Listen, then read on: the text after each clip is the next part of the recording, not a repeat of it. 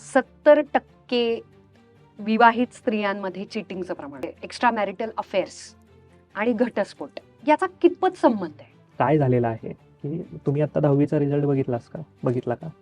त्याच्यामध्ये तुम्हाला असं जाणवेल की मुलींचं प्रमाण जास्त आहे. हे ओव्हरऑल सिच्युएशन झालेलं आहे की मुली थोड्या जास्त शिकलेल्या आहेत, मुलं थोडी कमी शिकलेली आहेत.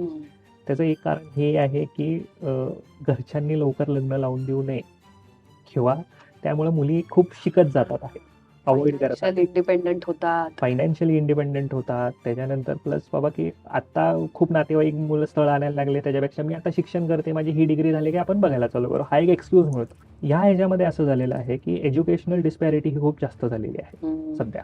पण अशा केसमध्ये when they get into the marital relationship, तर तिथे तुमच्या फिजिकल शरीराच्या गरजा ह्या भागल्या जातात, पण बौद्धिक गरजेच्या काय?